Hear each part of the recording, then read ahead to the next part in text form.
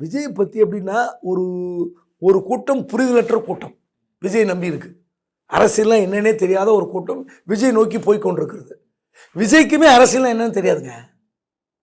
ஒரு தமிழ்நாட்டுடைய பரிதாப நிலை விஜய். அவர்கிட்ட போய் நிற்கிறது இல்லை, அவரை பற்றி பேசுறது.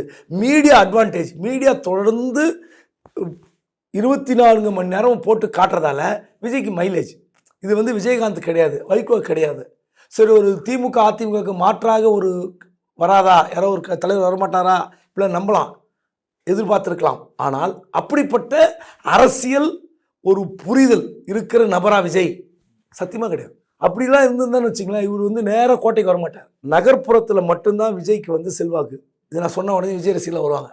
குபேந்திரன் இணையா தெரியும், நான் விஜய் மேலே வன்மம் அப்படிலாம் கிடையாது. வாங்க, மாற்று வாங்க. ஒரு 2-3 தேர்தலை சந்தியுங்கள். மக்களோட மக்களாக பழகி, மக்கள் பிரச்சனை பேசி, மக்களுக்காக போராட்டம் நடத்தி, ஆளுங்கட்சி எதிர்கட்சியெல்லாம் நீங்கள் ஃபைட் பண்ணுங்க, தப்பு கிடையாது. ஆனால் நீங்கள் உள்ளாட்சி தேர்தல் நிற்க மாட்டார், பார்லிமெண்ட் தேர்தல் நிற்க மாட்டார், நேராக சட்டமன்ற தேர்தல், நேராக கோட்டை.